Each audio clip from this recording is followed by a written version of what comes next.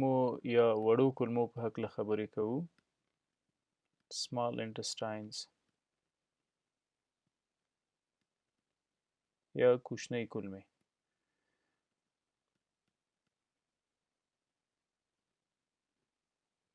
ښه،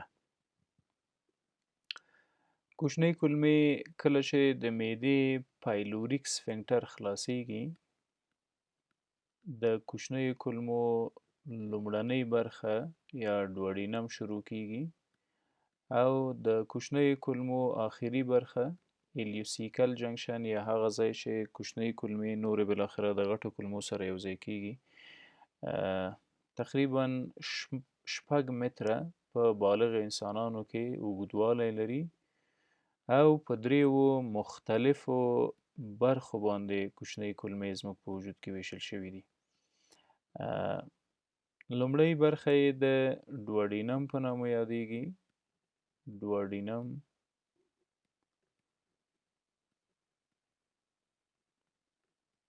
دویمه برخه یې د جیجینم په نامه یادیږي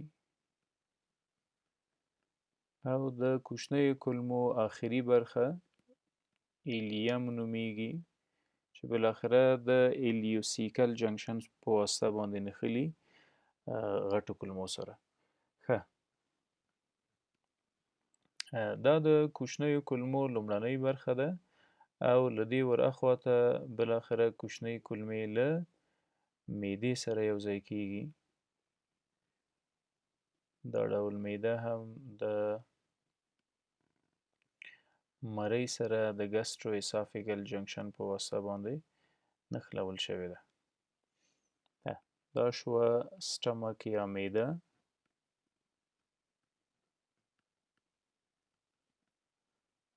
دا مرۍ یا اسافیګس.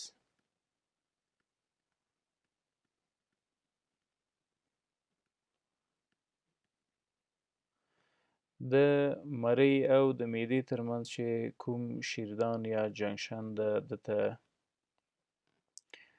ګسټرو اسافیګل جنکشن ویل کیږي. ډیری وخت تیزاب له همدې جنکشنه پورته مرۍ ته راځي او د دلجوشۍ یا د معدې د ایشېدو یا د مرۍ د سوځېدو سبب ګرځي. دا ساحه یې د پایلوریک سفنکټر په نامه یادیږي ځکه د معدې پایلوریک برخه همدا ده. د پایلوریک سفنکټر یا شیردان نه کوچنۍ کولمې شروع کیږي او تقریبا تر دې ساحې پورې چې الیوسیکل جنکشن نومیږي دوام کوي. الیوسیکل جنکشن داسې یوه ساحه ده. دا زموږ غټې کولمې دي. دا سیکم برخه ده. دا اپنډکس ده.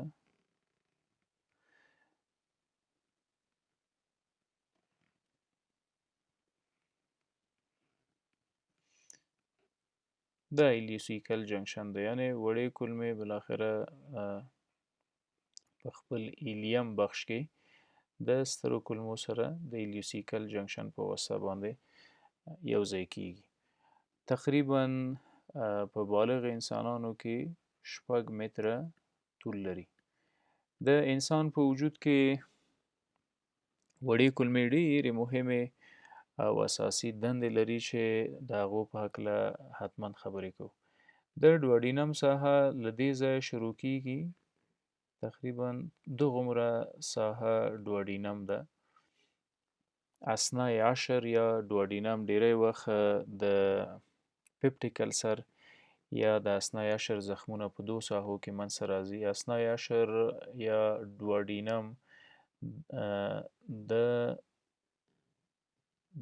بلري چینل سره یا د صفرا کیسې نه د راروانو محتویاتو سره په سی بی ډي باندې وصل شوی دی. یعنی د سی بی ډي په نامه دغه پایپ یا ډکټ راځي او د تریخي محتویات د کولمو لومړنۍ برخې ته یا ډوډینم ته راوړي. دویمه برخه له دې ساحې شروع کیږي چې جیجینم نومیږي او د ډیرو خوړو هضم او جذب په جیجینم او ایلیم او ډوډینم کې سرته رسیږي. ښه، راځو په وړو کولمو کې اساسي دوه ساختماني برخې دي. یعنې که موږ د کوچنیو کولمو دا ساحه راواخلو، زوم یې کړو، څه چې پکې ګورو، لومړی انټسټینیل ویلای په نامه سټرکچرونه دي. انټسټینل ویلس یا ویلای. ښه، دا لکه د ګوتو غوندې پورته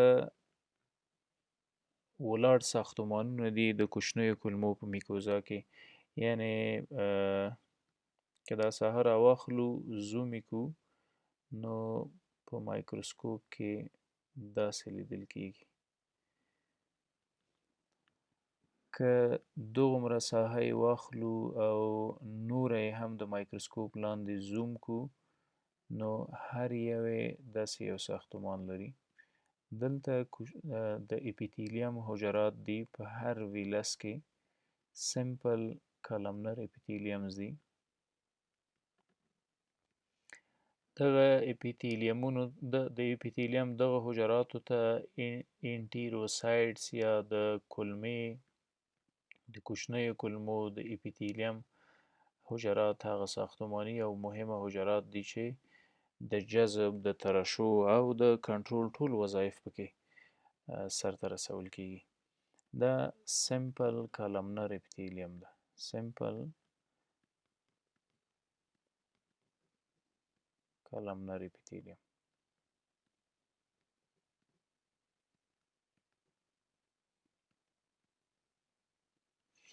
یعنې د کوچنیو کولمو دا ساحه مو زوم کړله، له داخله یې که وګورو، میکوزا دغسې فولډونه لري،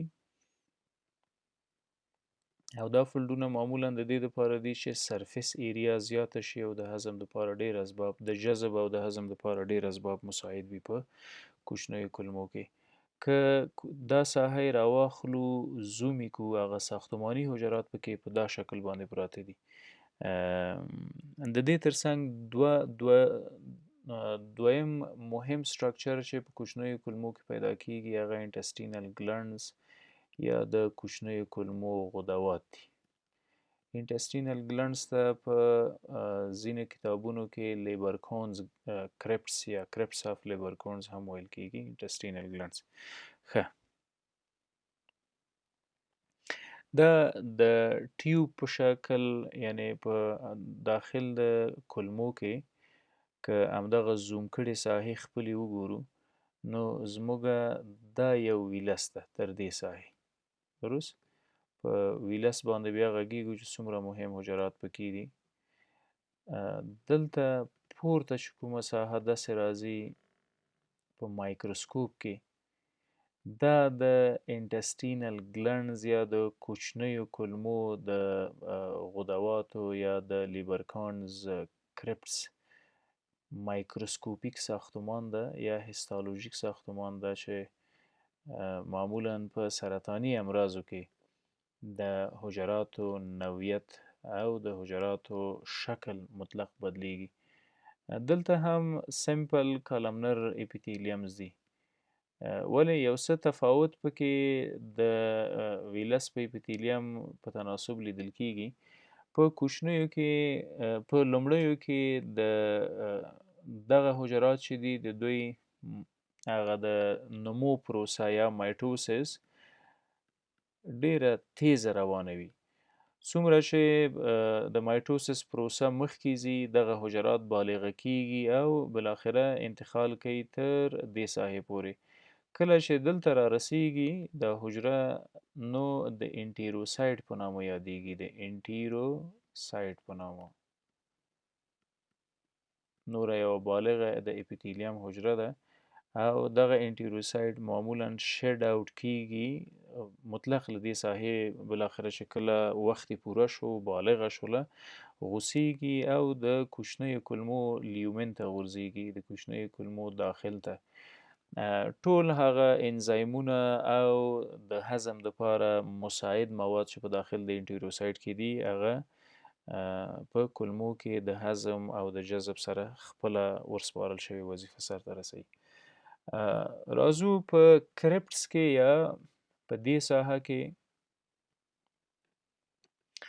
ډېر مهمه حجرات دي. مخکې مو ویل چې دا ساحه که مایکروسکوپ کې وګورو نو داسې یو شکل لري.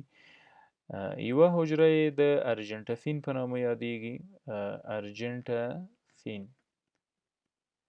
په د کوچنیو کولمو په اپیتیلیم کې چې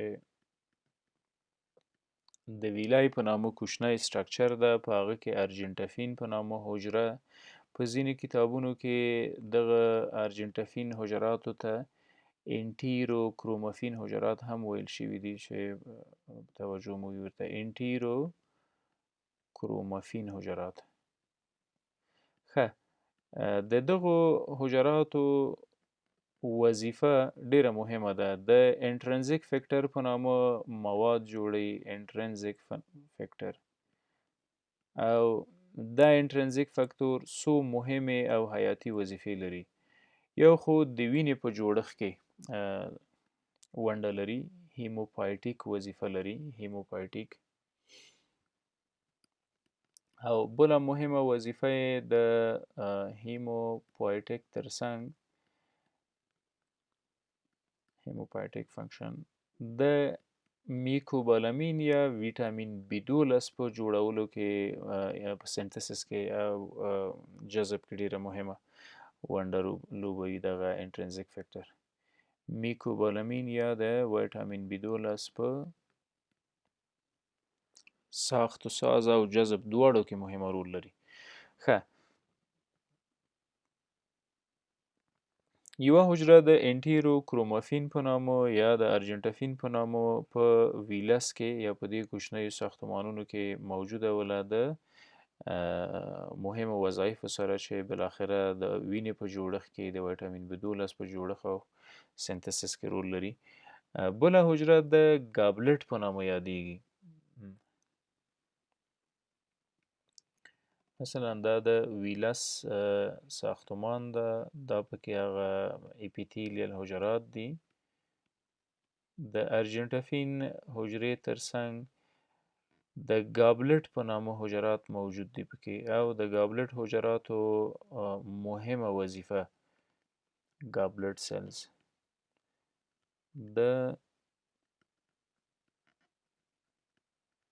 د ګابلټ حجراتو وظیفه د میوکس په نامه ترشحات دي. میوکس یوه لزجي چسبناکه سریښناکه مایع ده چې د کولمو داخلي بخش پوښلی ده. یعنی دا زموږ کولمې دي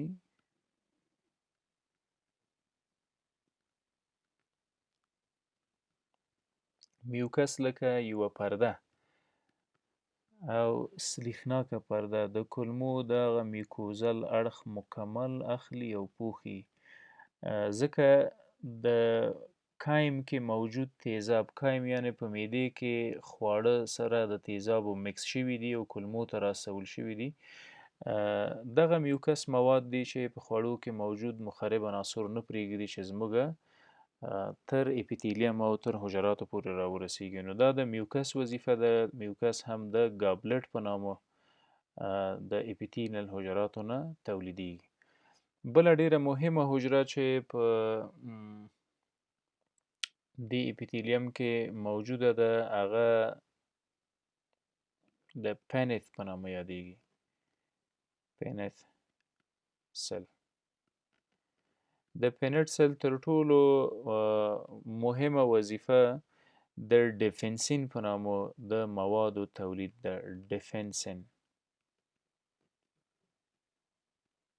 ډیفنسین دا سایټوکاینز دي او وظیفه یې هم د میکروبونو، د جراثیمو او د اجنبي موادو سره جنګ او مبارزه او د هغې له منځه وړل دي.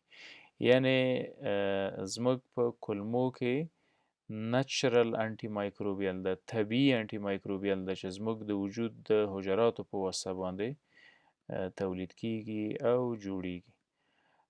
ښه، دا شو د کولمو د ځینو حجراتو نه هغه مخصوص ترشحات چې د کولمو په وظایفو کې ډیره مهمه ونډه لري. که همدغه ساحه د مایکروسکوپ لاندې په دا ډول باندې مطالعه کو، ګورئ تاسو په دې تصویر کې شاید وګورئ د کولمو دغه ساحه زوم شوې ده، د مایکروسکوپ لاندې ګورو چې په کوم شکل باندې لیدل کیږي. ښه، دا انټسټینل ګلنډز دي یا دې ته کرپټس آف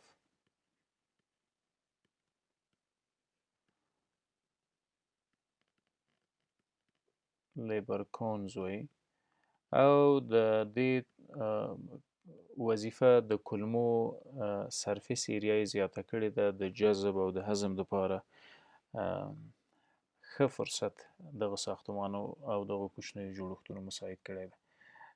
دا ویلس ده یا انټسټینل ویلای ده،